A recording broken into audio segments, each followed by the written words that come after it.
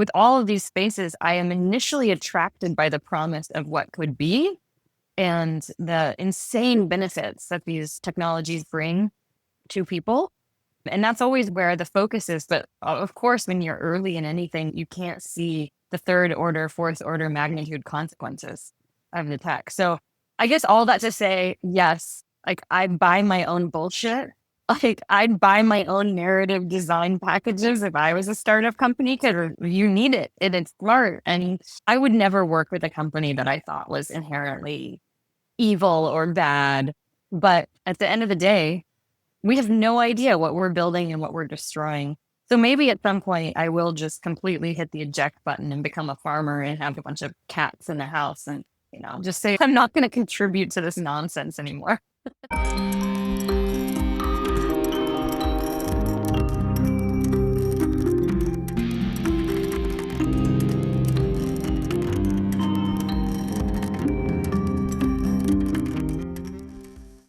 Welcome to episode 24 of Humans on the Loop. I'm your host, Michael Garfield. I turned 41 this year, which means I've been watching the waves come in for a while, long enough to get excited, and then bored, and then frustrated, and then scared, and around again several times.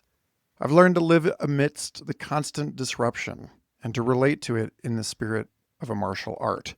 Back in 2010, I remember sitting neck deep in the Pacific Ocean off Costa Rica and feeling like the water was teaching me a lesson about the different strategies I could take as each surge came to shore. I could stand there in denial and get pummeled, or I could turn sideways and reduce my profile, cutting through the water like a knife, or I could dive under and try to let them pass over without getting rocked too much, or I could leap up and ride them in.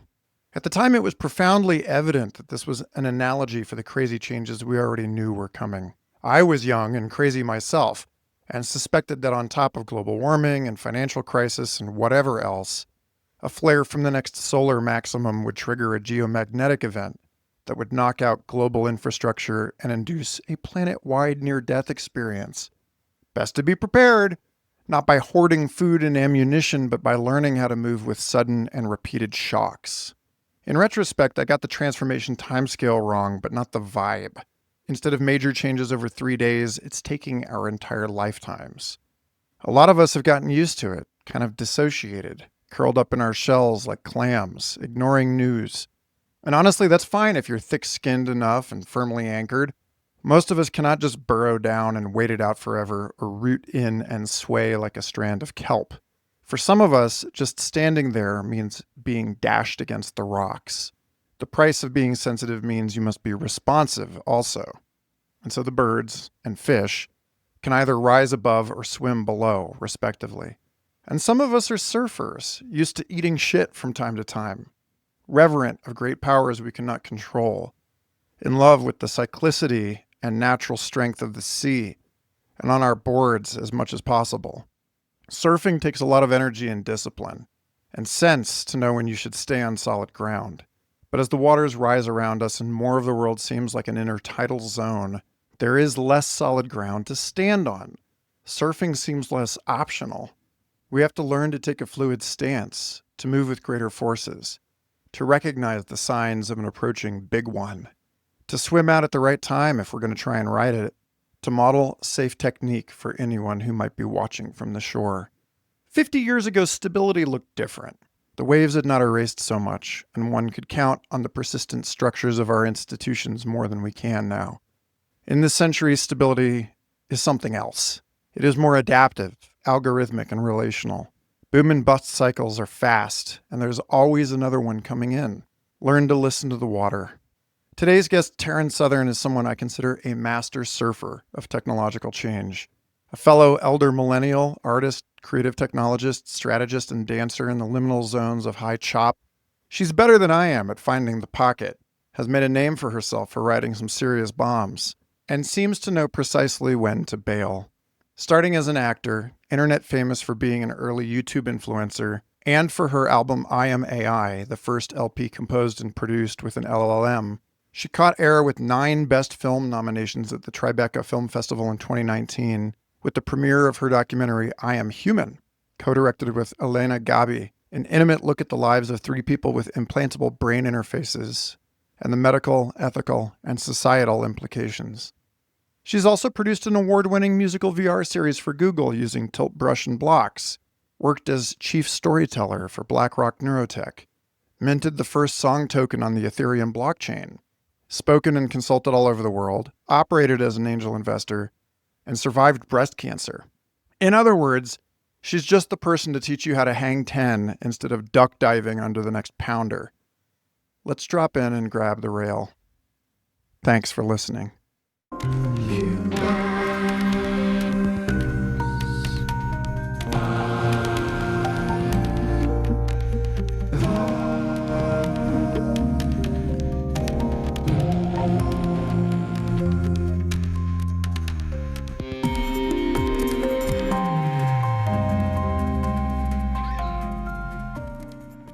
Taryn Southern, you're on the loop. Thank you.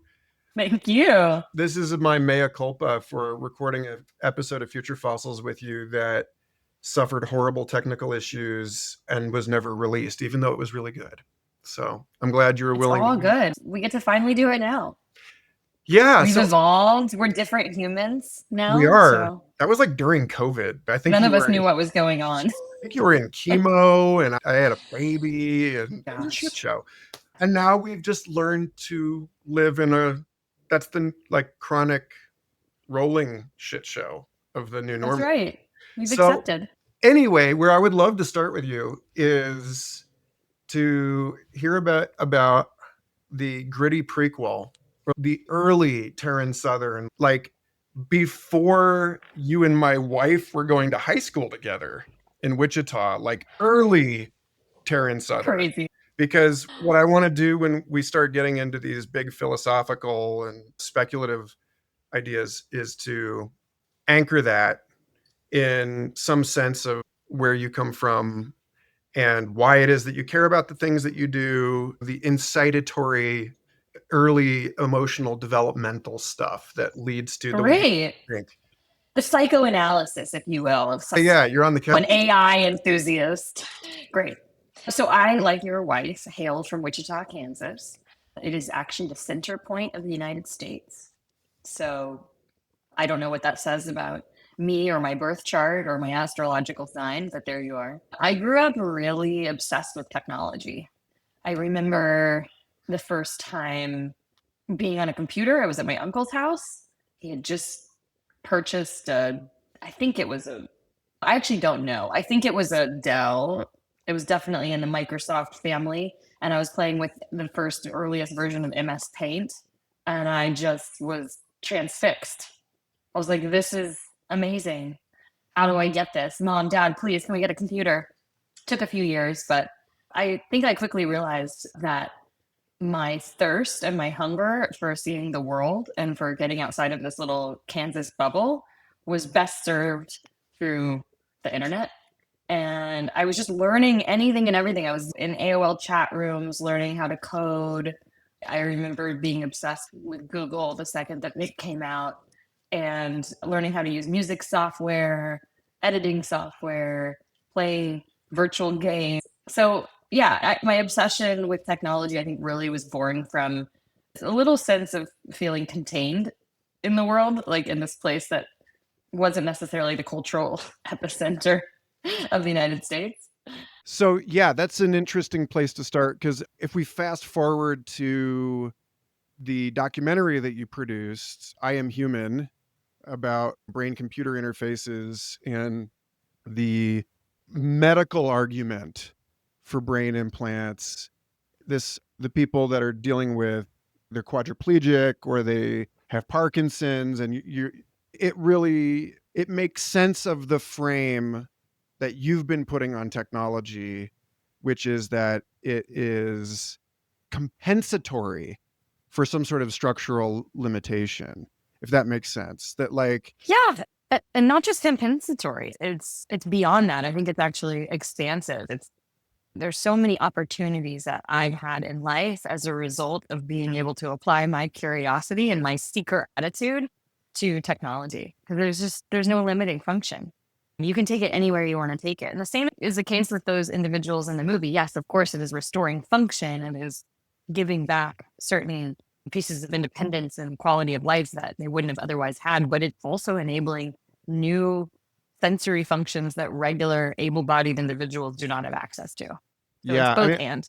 I think about people like Moon Rebus, right? And like these other like leading edge cyborgs that are working out how to feel the world in dimensions and spectra that are not available to most people, and they Yeah. stand at the edge of things and report back to us. And obviously that's been a huge selling point for you in your career that I think about. Your path and mine have taken very different courses, but the fact that you were out ahead with early musical tokenization on the blockchain, that you were out ahead with the AI composition, hybrid composition for pop music.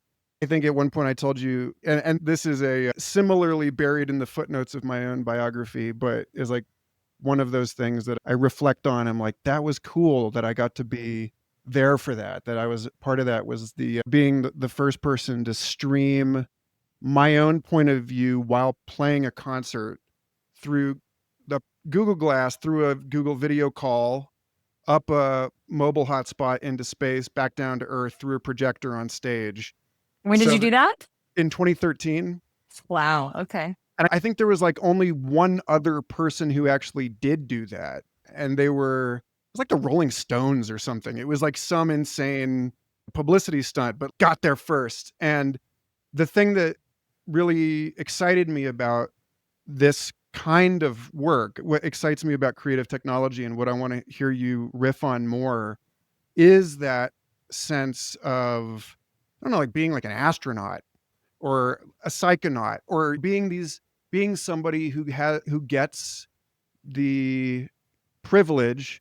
And again, just to ground this, to establish that I think that this does have to do, like you said, not just compensatory, but that there is this relationship between visionary exploration and some kind of, I don't know whether you want to call it a sense of lack, like the boredom of growing up in the Midwest, or being the way that shamanic cultures used to take people that they recognized as having potential as seers and then lock them in caves for a very long time until they became a different kind of person that was then useful Uh-huh. to that society as somebody who saw differently. And so Sure. when I've talked to all sorts of folks, this is a common theme that comes up again and again, is that there's a relationship between being, I don't know if you want to call it deprived, or feeling some sort of lack, or of simply intentionally limiting the scope of one's experience so as to allow other dimensions of one's being to flower in the way that blind people have exquisitely excellent hearing, right? But yeah, I'd love to just hear you explore this tangle of stuff It's and fun. your It's inner really life fun. as somebody who is compelled to get out there on the prow of this thing. Yeah, I think you said some very beautiful things in there. And one that really spoke to me is this idea of being an explorer of the modern era. And I'm sure that you identify with this on some degree too. As you were born in the 1700s and you had an explorer spirit, what did you do? You jumped on a ship and you went and you tried to explore new worlds and new pieces of land, 1600s, 1700s. If you were born in the 1930s, 1940s, you might have been lucky enough to join the astronaut program and go to space. If you were in the 1960s, maybe that was psychedelic explorations. It's always, we've all been looking for the next thing to explore. And I think for those of us born in the 80s and 90s, it's really clear what that sort of untapped territory, uncharted territory was. And it was technology and the internet and this ability to connect to new ideas in new ways. And so that definitely speaks to me. I also think, to your point about maybe growing up in places where knowledge or expansive cultural ideas are not plentiful, I think there's I have a distinct memory of growing up and being handed a meaning making game. Like, we're all meaning making individuals. We need to be able to do that to drive purpose in our lives. And if you grow up somewhere like Kansas, usually that meaning making game looks something like, here's the Bible. This is why you're here. Here are the rules that you follow. Here are your values. If you do all of this, you'll be happy in life and you'll go to the afterlife. And some people, I think that's just, it speaks to them and that's enough. And then there's a whole other crop of individuals who just has to go out and learn and experience absolutely everything in order to define their own meaning making game. And I'm certainly in the latter camp. And I've always been that way where someone tells me something and I'm so open to it, but I also don't accept it as my truth. And I think I've just been someone who's wanted to collect as much data about the world around me to create my own kind of pattern of reality and my truth. And so does that answer that question of how I would untangle the whole? Yeah, there's two things there that I want to get to, but I want to exercise a bit more care than I ordinarily would and lay them out one at a time rather than both at Sure. once. So the first one is somebody else that comes from Kansas and has defined themselves in the public sphere as an explorer is the travel writer Rolf Potts. And I don't Hmm. know if you're familiar I with don't know his him. work. I actually met him in Wichita years ago when he was giving a reading at Watermark Books. I think he lives out by Hayes now, but he's traveled all over the world. He's written extensively for pretty much every imaginable travel magazine. He's got a number of extraordinary books. I found him through the book that he wrote called Vagabonding on the Uncommon Art of Long-Term World Travel. And it changed my Okay. life in 2008. It was the book that set me off on a deliberate experiment in living for years without a physical address. And when I had him on Future Fossils, I think it was like, I'll link to it in the show notes. But one of the things that he talks about in Vagabonding is that this travel and exploration are transformational. And so consequently, you may have started out as somebody who was already odd among your own people, but then you go out into the world and you see things and you learn other life ways and you are changed. And when you come back, it one of the challenges that he spoke to in that book was what it means to try and find one's place in the familiar that is in certain ways for you now very far in the rear view, and that you're like, I have always felt like an alien among even my Uh-huh. closest friends, right? There is Uh-huh. this thing. And so I'm really curious what that how you make sense of that in your life, how you I think obviously like it takes a certain part of the psychological graph address of somebody who really wants to spend a lot of time out on the quote unquote frontier is that they are comfortable in some sense with solitude or with a sense social distance. But we are humans. We're social creatures. So what is it for you, and how has this appeared for you in your life, and how do you deal with it? And the reason I'm asking this in the context of the larger conversation of technology and ethics and how we tell stories about living in a world of super powerful magical abilities is that every superhero is alike in that they have some sort of traumatic origin story, that Mm. they have powers, but every superhero is unique. Like even in the Spider-Verse, like no two spider men, women, dinosaurs are the same being.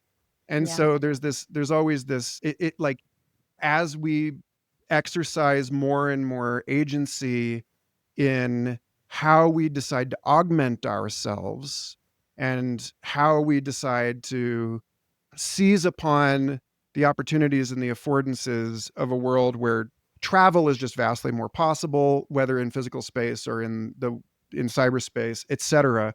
What is it that keeps us together as a species? And like, how has your life experience given you insights that might help people decide how to remain a human species when you're talking about people with radically different genomes living on different planets? Like, this is where it seems like it's headed.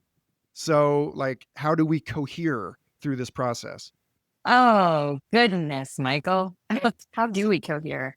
I don't know. I think the trick is in somehow just accepting that coherence is a construct and that we just I don't know. For me personally, I become increasingly comfortable accepting chaos and accepting what is in spite of whatever discomfort it brings.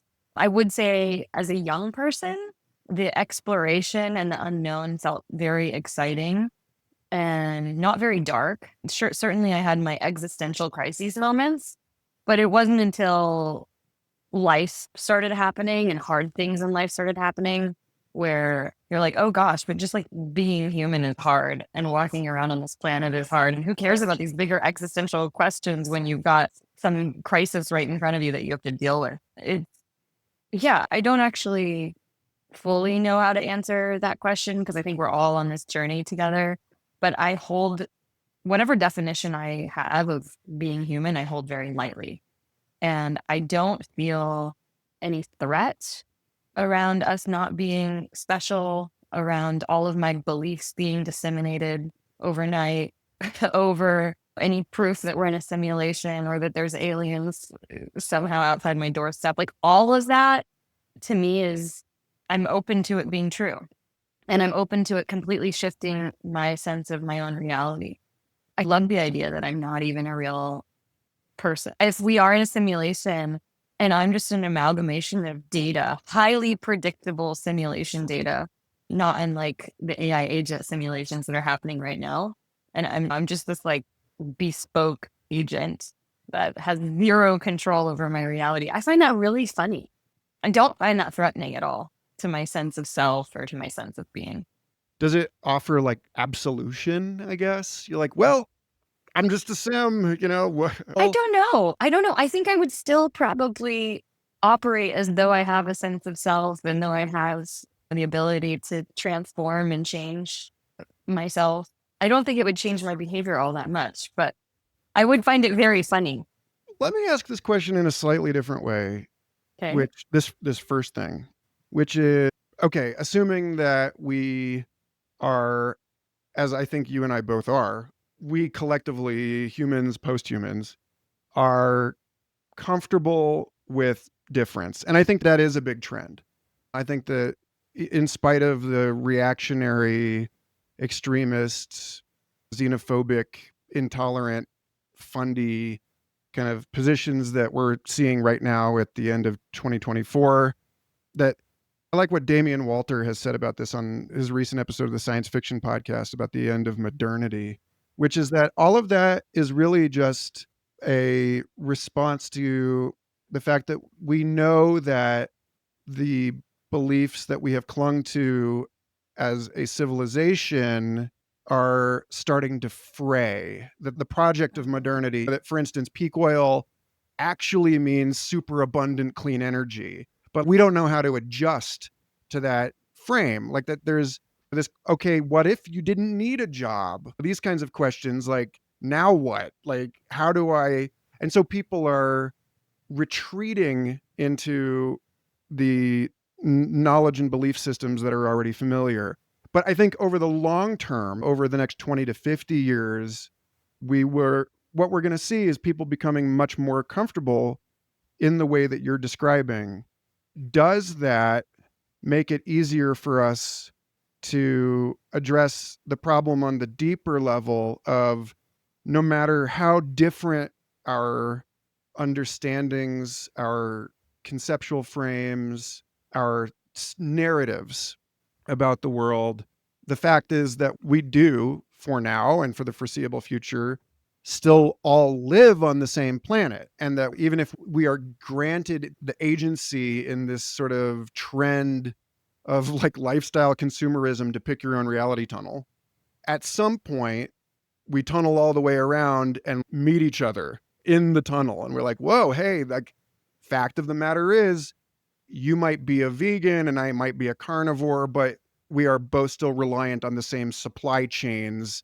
Like there's no way to win a nuclear exchange. These kinds of things mean that at a very deep level, we do have to find ways to agree and specifically to coordinate our behavior within that Mhm. difference. And if you want like bonus points, as someone who's thought about AI as much as you have, I'd be really especially curious to know there's the socio-cultural, emotional, psychological layer to this question.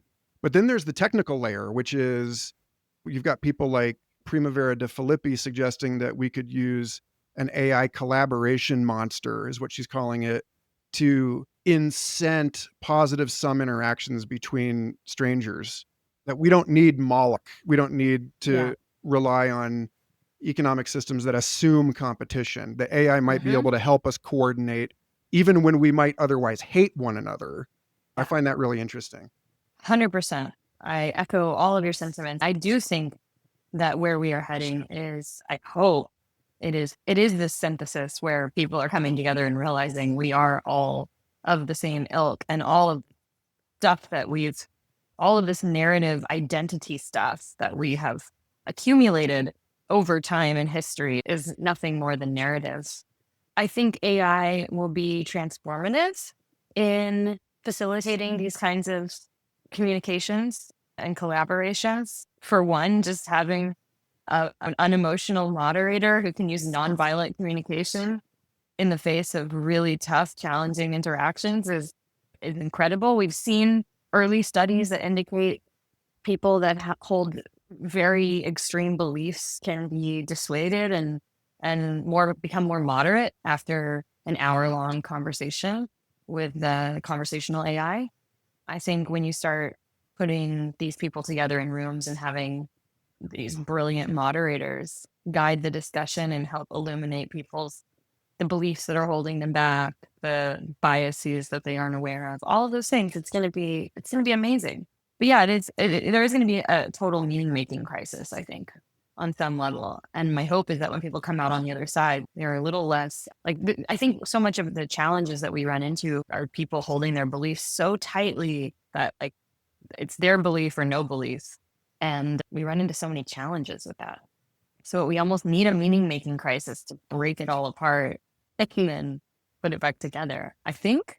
Yeah, I think, well, it's like the existential crisis of Christianity not being enough for Western civilization anymore is like realizing that we've all been eating the same Cavendish bananas and that just can't keep going forever. Like that we need more diversity it Yeah, or fair. we're exposing ourselves to some sort of attack vector.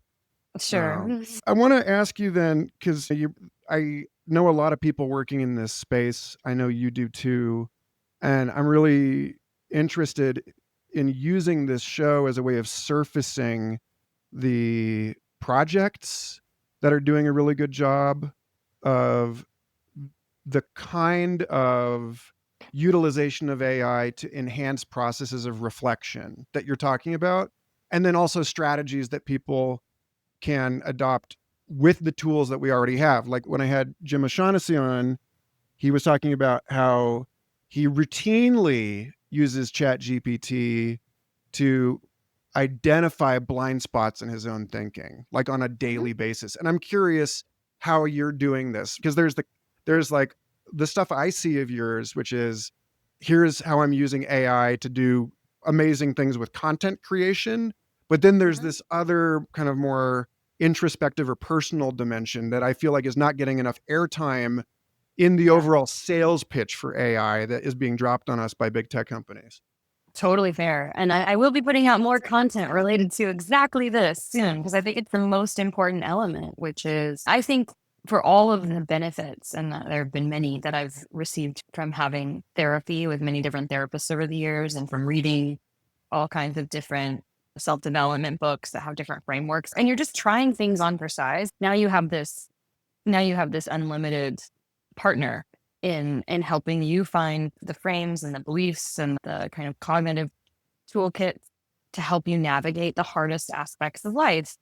Now, some people don't even know that they have cognitive biases. So if that they don't, and they certainly don't know that why that's putting them at a disadvantage. So why would they go to an AI and ask the AI to point out their cognitive biases? But I think my hope is that a lot of these tools will start nudging people in various ways. Like you sign up for a chat GPT tool and it asks you, what do you want out of this tool?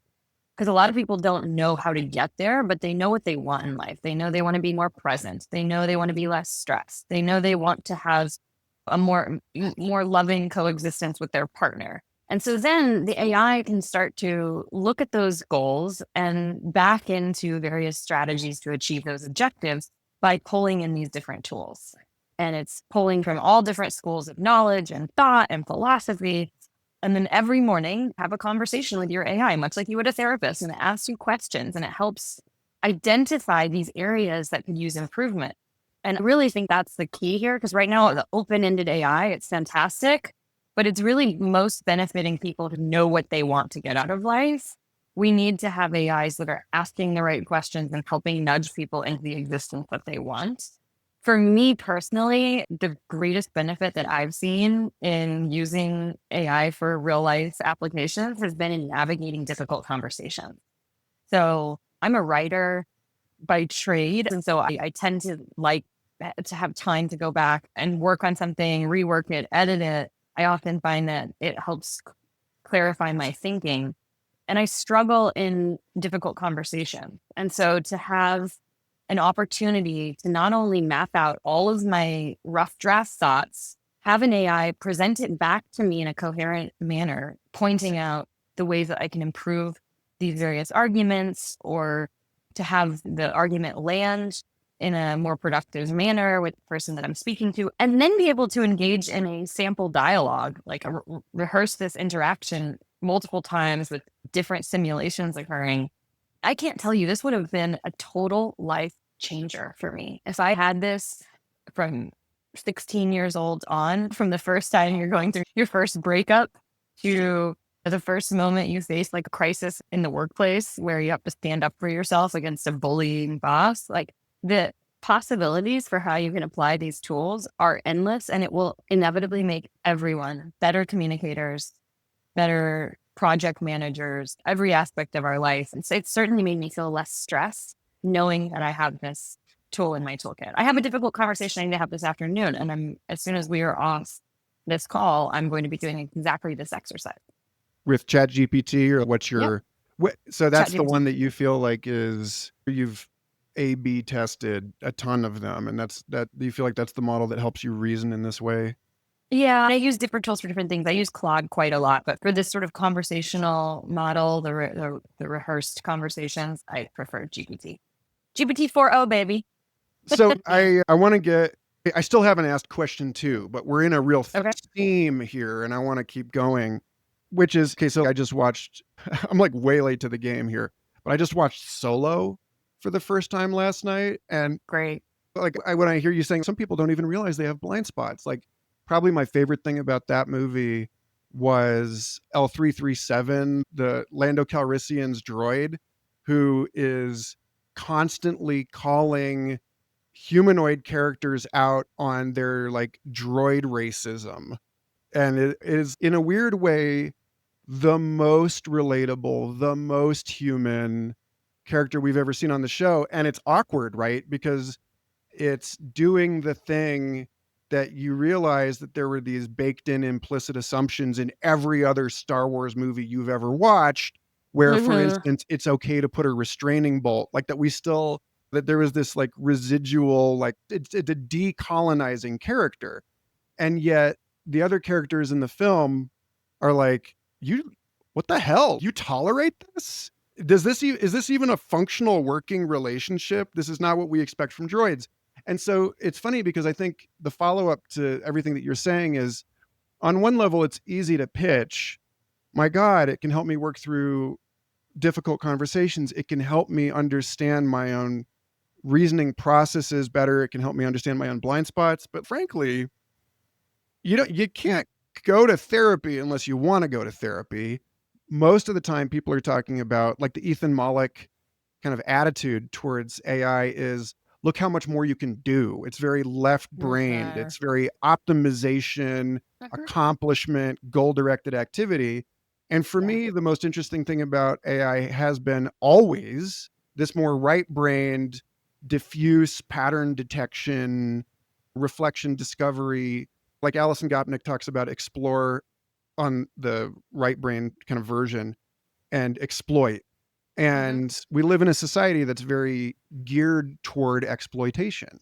So, what are you seeing in terms of substantiating an optimistic attitude that as we move through, whenever it happens, like the next AI winter, people Mhm. will realize that they've been sleeping on this incredible opportunity this whole time and that we actually have something really good here. And I say this as much for the therapists, right? Because I just went to a talk by Michael Davis here in Santa Fe, who works in cybersecurity and spent the last year exploring what it was like to choose to indulge the idea of a relationship with an AI lover and Mhm. like just went into it with like totally cagey and skeptical, but allowed himself to be swayed and captivated by this kind of exchange and to allowed himself to be emotionally vulnerable. And the therapists in the audience were terrified.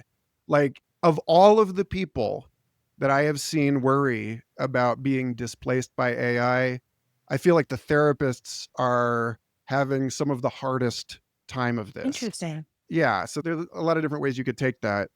But yeah. Sure.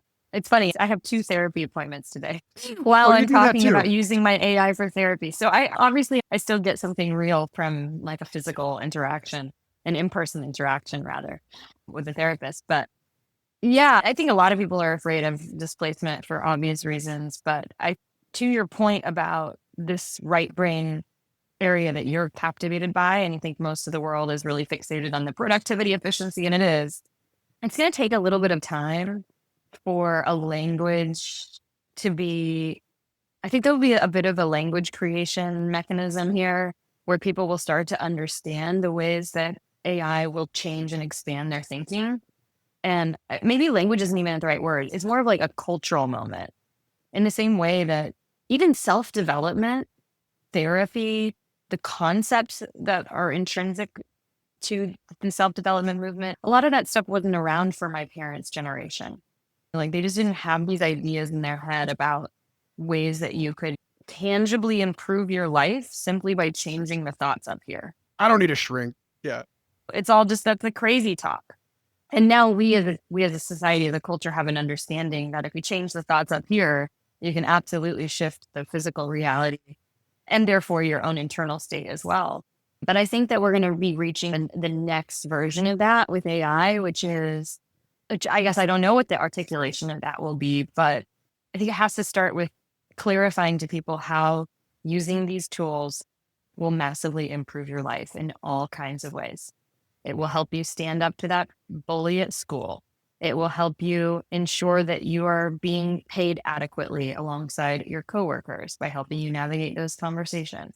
It will ensure that your next breakup ends not in some kind of devastating, counterproductive mode of destruction, but as two people who are friends. I mean, I think the more that we can develop that language and be really clear with people what the end goals can be, and then they start using it to those ends, we'll see a shift in how and exactly what you're saying. I think You know, AI is the new religion. for what it's worth, I have been seeing two therapists, three if you Okay. count the partner counselor. It's a lot. Yeah. And I just broke up with one of the therapists, and I wish that they had been using AI to get a better handle on how to talk to somebody of my particular weirdness. And I think Can that, you like, say why? Can you? well, yeah, that some people are just not going to tell you what they actually need out of the relationship, especially if they don't know. And so if I were in a position as a counselor and it didn't seem like I had been making headway with somebody, that seems like actually a really good use case for what you're talking about, which is find the sweet spot between the processes of sense making and reflection and these other more concrete objective goals of it's my job to help somebody. I think something that you and I are dancing around a lot here is that people still seem to regard success and survival as prerequisite for art and philosophy and spiritual journey work, transformational work, that like you have to be self-actualized first, when in fact introspection and reflection are woven into very concrete concerns like I'm lost in the woods. Do I know I'm walking the right way? Anyway, I think that's just in answering my own question. Like what I hear you saying is that we live in a world now where it's not as easy to divorce as it may once have been one's self-awareness, one's emotional intelligence, one's ability to navigate human complexity from one's ability to function in the world. Sure. Mhm. Curious if that rings with you. I think so. One's ability to function in the world. Yeah. Yeah. I think that's very well said.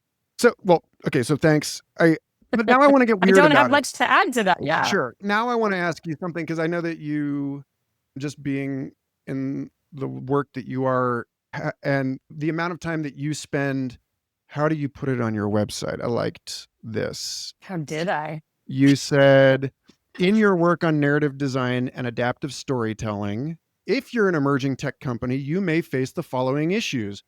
Consumers lack awareness around what your tech does. The second one is perception. The public has mixed, negative, or misinformed perceptions about the technology or brand, which affect consumer adoption and investment interest. You also talk about relevance and engagement, and maybe we can get to that in a minute, but I want to pull out and the professional who's spent an enormous amount of time helping address concerns and alleviate worries in the next question I have for you, which is that there is one very glaring difference, even if your human therapist and ChatGPT are indistinguishable behind a curtain, right? Mhm. One of them is a product. One of them is running on someone else's servers. And I think about this a lot with, again, like with the issue of cyborg augmentation and prosthesis, that like my story with Google Glass ended the day they bricked glass. Like I had an organ and then one day somebody just decided they were done. And Yeah. the thousands of people using this don't have that organ anymore.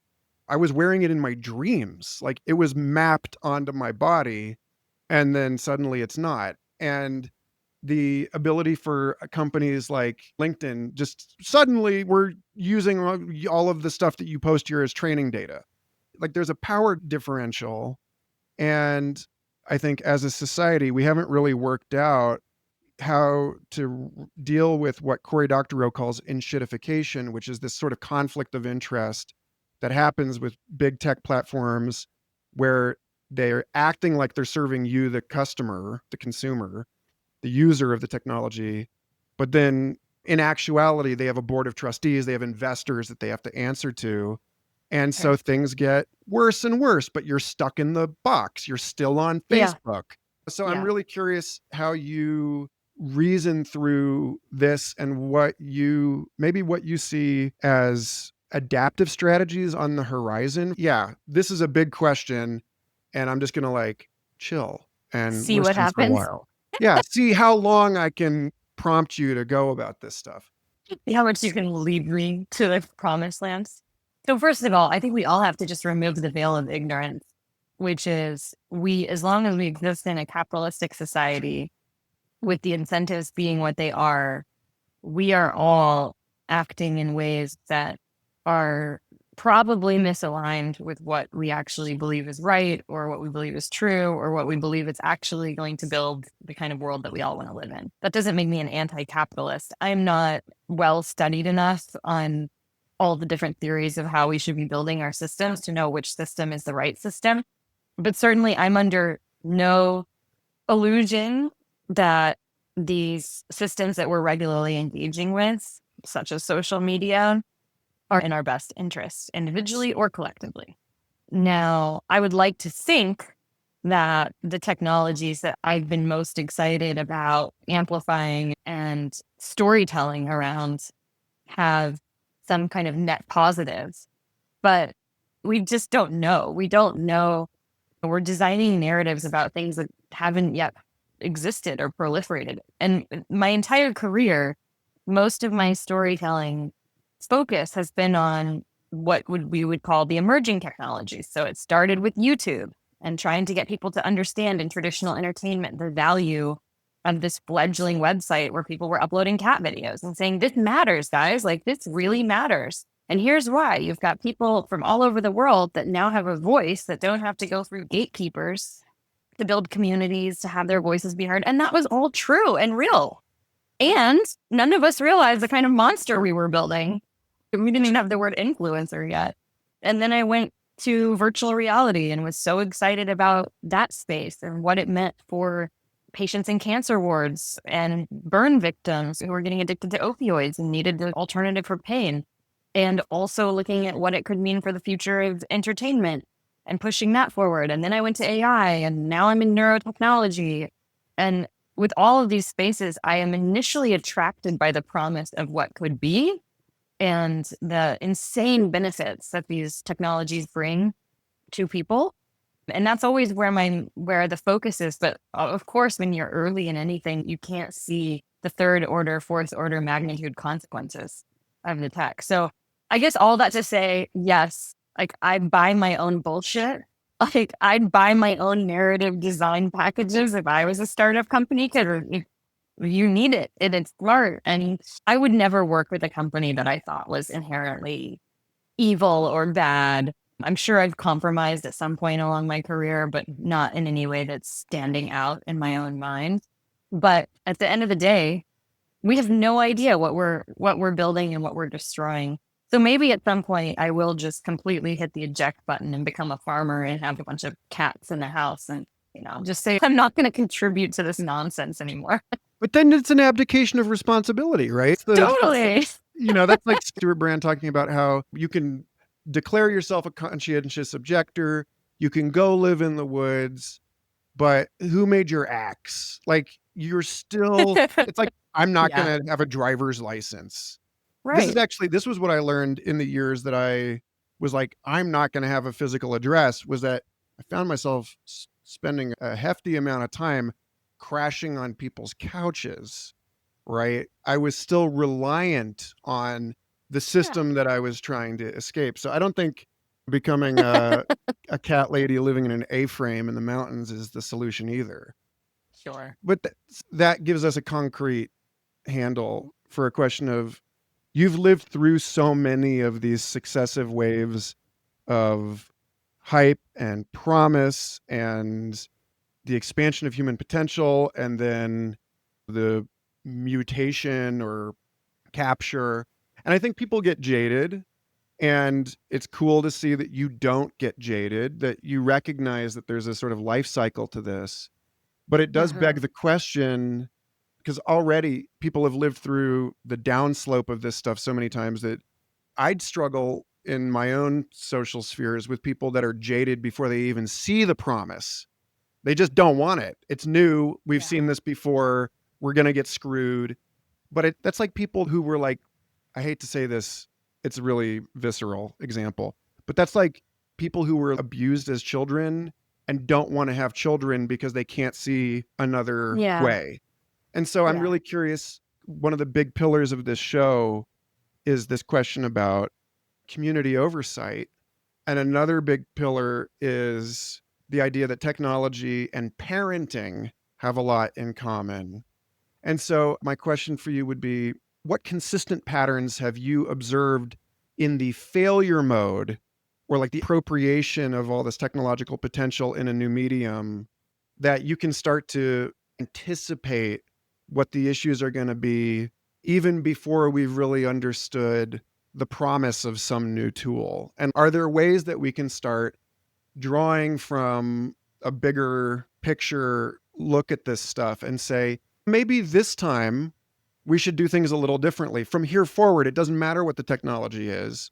There Mhm. are just things that we should be mindful of attending to as a society, and that it is going to be sort of Yeah. a it takes a village kind of thing. What are those things? Mindful. The things that we want to be mindful of as we reach the next hype cycle. I don't know if I actually don't know if I've become better at predicting the potential negative implications of technology. It's possible. I certainly feel the inevitability of that. And I think you become more resilient through the different hype cycles and understanding that even when you're on the upward hill of the roller coaster and then all of a sudden you're heading down and you're crashing, but even that's not the end because it will just evolve into something else. So I think I have a lot less fear or anxiety about these cycles. I think this sort of goes back to what we were talking about in the beginning of the conversation, just having a really loose hold on identity and what I think society needs to look like or my life needs to look like is probably an advantageous belief through these different hype cycles. But I don't really know. Let's think about one now, right? We could look at a couple. I would say like a couple of zeitgeisty areas of technology and culture right now would be AI, probably longevity, this obsession with living longer and optimizing toward that. Robotics, namely the personalized home assistant robot that we all know is going to be in most of our homes by 2030. Self-driving cars, I have to admit, I started doing Waymo last month and now I pretty much don't ever want to get in an Uber or a Lyft again. So those are five. If you want to name another one, and then we could map out what would be the negative implications of this stuff. Okay, I'm going I to have tip some my idea. I hand. have some ideas, Yeah, but please. I want to tip my hand here. This project came out of, in part, some time that I spent last year at Mozilla thinking Uh-huh. about what wise innovation looks like. How do we ensure that wisdom keeps pace? Yeah. And one of the things that I kept coming back to is bound up in that parenting metaphor, which is that it's a whole lot harder to abuse your kids if the village is actually involved, right? Uh-huh. That like when I reread Jurassic Park last year, the thing that really stuck out for me, which is just in the first like page of the book, was that this was not a story about science doing something that science shouldn't. It wasn't about genetic engineering being bad. It wasn't about de-extinction being bad. It was about the fact that people died because the only way that they could get this done was in secret. And that meant that there was no one there to ensure that this was happening safely. And so Uh-huh. for me, like what I see as a failure mode that could be held in common by all of those things is that we don't seem as a civilization, I won't say a species, but as a civilization, we don't seem to be able to get around the fact that innovation starts out producing novelty for a very like a privileged elite. And then if we're lucky, it trickles down to everybody else. And so this Uh-huh. is, I'm not like trying to be like Lenin over here, but I would propose maybe the failure mode is something like, what if only the richest people in the world have access to really radical longevity technologies for the first 50 years? That's Uh-huh. even if everybody gets them, that's a 50-year head start. Yep. And so, like, how do we make this more equitable straight out of the gates? Yeah. Yeah. That's an obvious one. And that's the case with all of this, right? Yeah. I'm super concerned about all of the world's biggest megalomaniac billionaires living 30 to 40% longer than everyone else. I think that is truly detrimental to society in so many ways. Just that seeing the accumulation of wealth in the last 4 years by these individuals, man, compounding returns really help them out. And it's actually sickening. It's transformed our society in ways we haven't yet like seen take hold because the money's just still finding its way out of their pockets. And I don't know. But that's just one. That's one implication of many. At the same time, we have fab labs everywhere, right? There's this other Uh-huh. piece, which is in trying to keep the valence of this show a little bit more. Here's the promise. Here's what could be. It's funny because I think, with all due respect to Tristan Harris and other people who are out there ringing the bell, worrying that, now you can make anthrax in your garage with AI and 3D printing, like all these horrible things are possible. It's like, well, maybe it's not a good idea to shut down, to like capture the regulation on open source innovation with a bunch of fear mongering. Maybe we need to think at least as carefully about the upside we would lose in that process. Like all the things that you've acknowledged in your work that AI can do for people, all the ways that it can improve people's lives, can be like grow your own. And so again, if you were to kind of move out of I'm sickened and anxious about the possibility that the power will be concentrated in this exaggerated way too, I am hopeful for the ways that I see movements to distribute that power more evenly through society. Where do you see people winning in this regard? Like, where do you see promise? Huge wins. And this is the right question. I love this question because it's so easy to focus on all of the dramatic negatives, but the wins to me are so obvious. And there's obviously ones that I haven't thought of, but education is the biggest one. Just the access to information. I think one of the biggest reasons that people are kept in the lower socioeconomic bracket is because of the lack of access to information and education. And now that's going to be completely disrupted. And the same information that has been given to people who have the most money at the most banks regarding financial advice is now going to be available to everyone. And that spans across every single category. So that's a huge one. And information is power.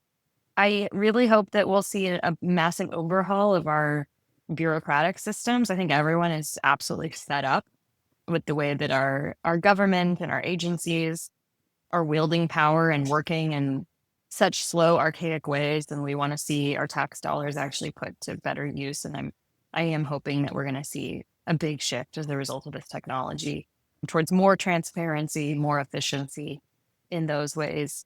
I think that the cost of living is generally going to be much cheaper because we'll just have created more efficient models for pretty much everything that we need. The sharing economy has already transformed that in so many ways. Kids aren't buying cars anymore. They're just Ubering, but we'll see that on kind of for any kind of good or service that we want. There'll be a lot more trading systems because we'll have these sort of efficiency applications for doing that. So that's exciting. People making do with a lot less. And those are the three big ones that cross my mind. What are the ones that you're thinking about and excited about? Mental health, which we talked about, which is just Right. people having more access to mental health tools and resources. Yeah, I think I'm with you on, because like I had Howard Rheingold on the show. He was part of The Well. He was the editor of the original online version of Wired. And he wrote Yep. this book, NetSmart. Yep. And he made a good point, which is there's education and then there's learning.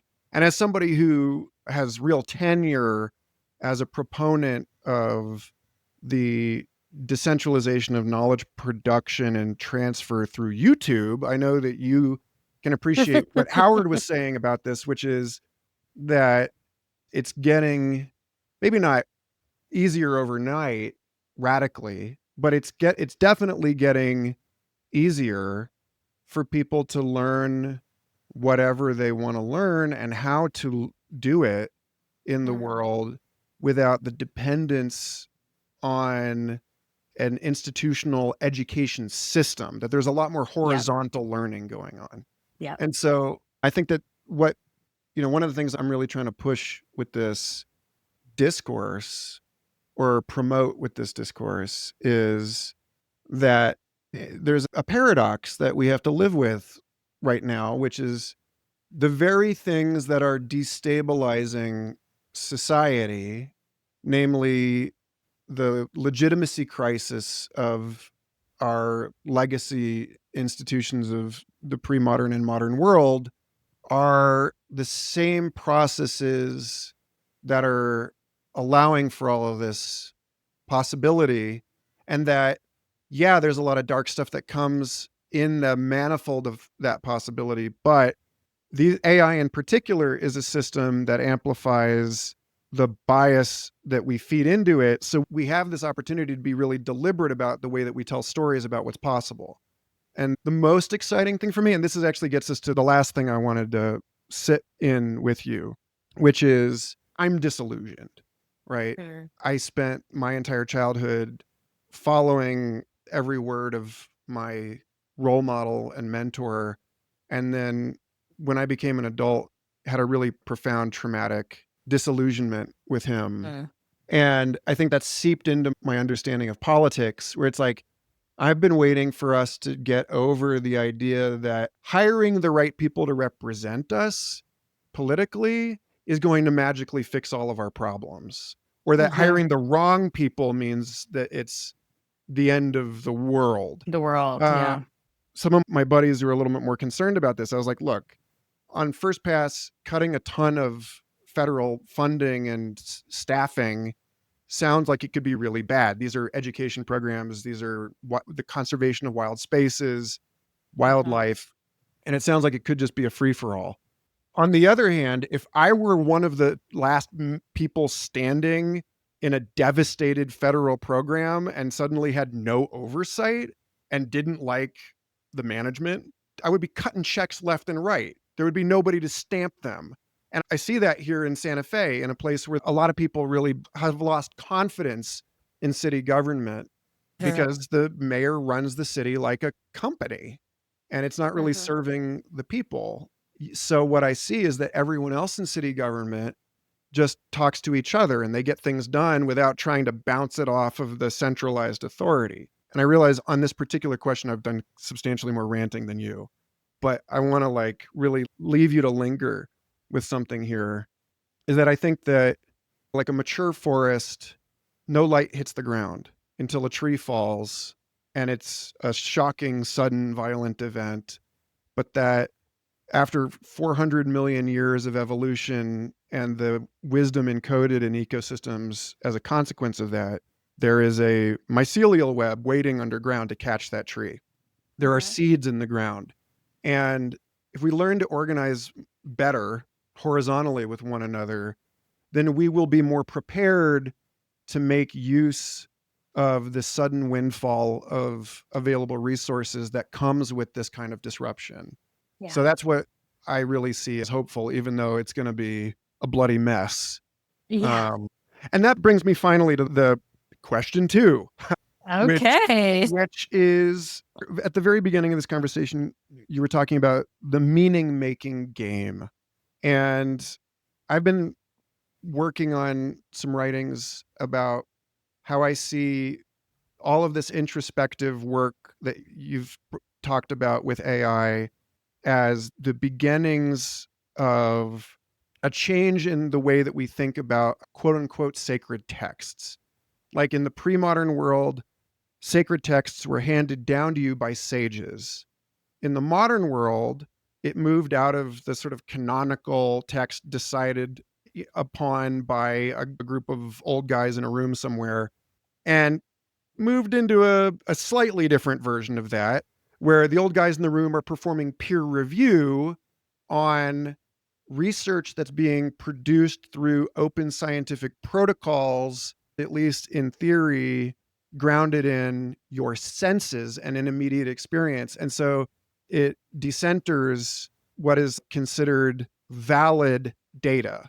And then now we have this movement where we've moved from sages to senses to sensors. And then now we can curate our own models. And as somebody who cloned yourself with AI years ago, this is where I look to you as an emergent authority in decentralizing narrative production and enhancing this efflorescence of discovery and creative promise through raising small models or local models. Curation is suddenly Mhm. available to us in a way that it wasn't, even in science, like even with peer review, right? Like now we can actually ask questions that haven't found funding or they've been rejected by the gatekeeping journals. And we can ask Mhm. weird questions in science now. And so Yeah. I'm really curious as far as what insights, what strategies, what opportunities you see in that kind of space that you really feel like more people should know about, or like ways of thinking about this that you feel are going to be beneficial for us to adopt more broadly?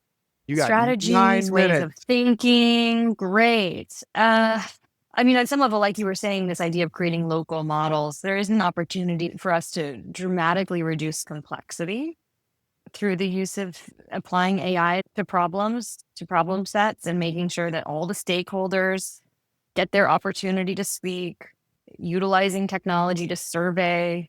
One of the biggest challenges we face in solving problems is knowing the right questions to ask. I don't know if you've seen this, but how often have you been in discussion about a problem and the person who's leading the discussion is just completely ignoring the most important question? And I find that a lot. And so I think the models, A, need to ask the right question. B, they need to include all of the necessary stakeholders. C, they need to reduce complexity. And that means not necessarily incorporating stakeholders that add inherent complexity. So there's like a process that needs to happen in integrating this technology into solving our societal issues. I'd love to see how it will apply in governance. I'd love to see some mayor stand up and say, we're going to become an AI powered city from here on out. All of the decisions will be made using these various frameworks and plugging it into whether it's ChatGPT or whatever custom model they come up with, and see what actually happens with town decisions as a result of that. I'd love to see some case studies and some larger experiments being run. Maybe somebody will do that on their island. Make it the first AI powered country, right? I mean, someone's got to do it.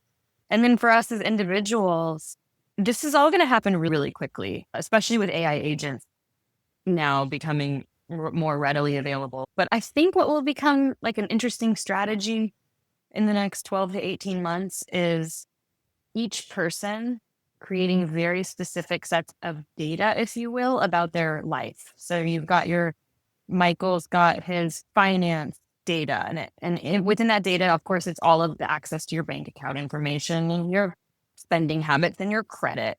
But then it's also going to be, you'll have a questionnaire that will ask you all of your financial objectives. And then you'll have this set of data that you allow whatever specific LLM access to provide you guidance. And you're going to have this across every facet of your life, your career, your personal life. So it's about building kind of the knowledge base of you and making sure that knowledge base is really accurate.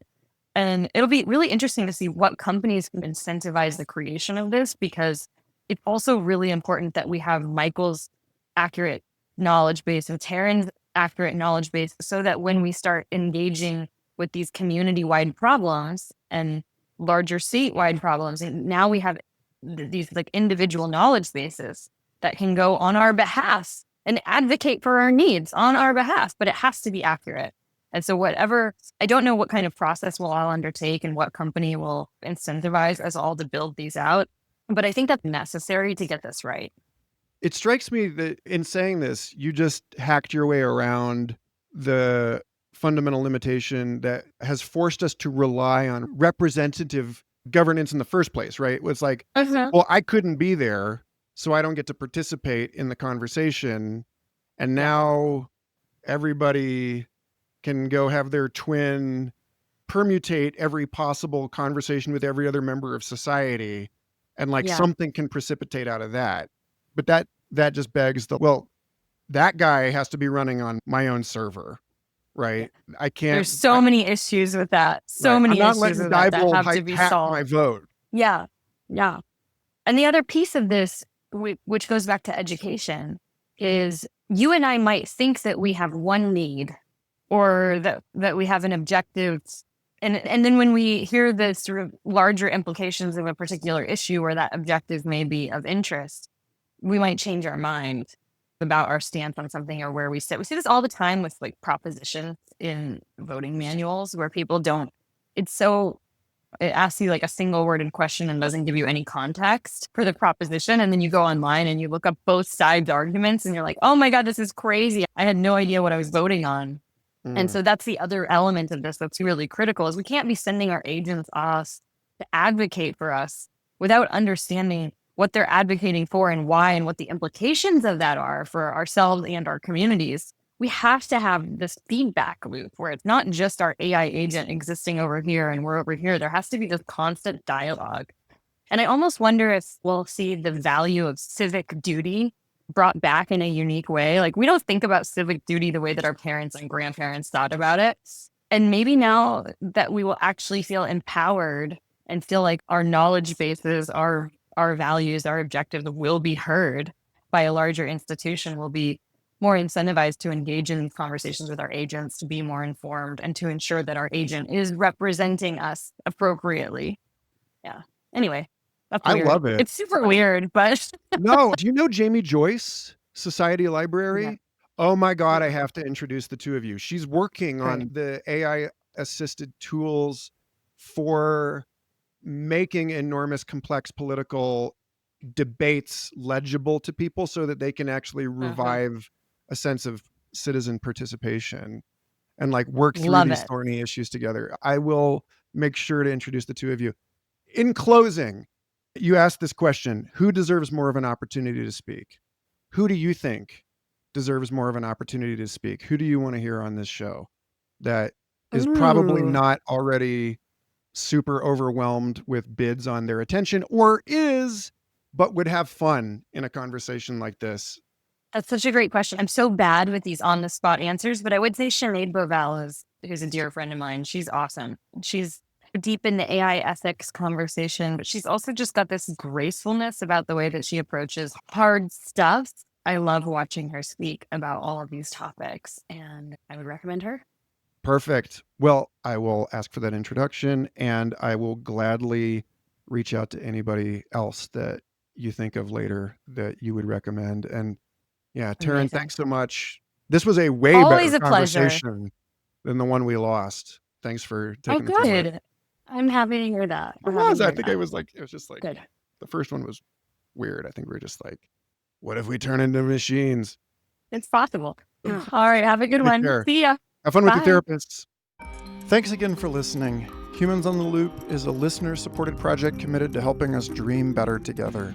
I want to thank my new patrons Katie Teague, David Williams, Ven Letts, Brandon McGinnity, Frank Crooks, Miley Chapman, David Farrington, Dan Gershovich, John Kachuk, and Livestock XKJ3 for throwing in on Substack and Patreon. If you liked this episode, dig into the archives and learn more about the perks of membership at humansontheloop.com, where you can find extensive citations, the show's reading list, the interactive knowledge graph, and a link to the Wisdom and Technology Discord server.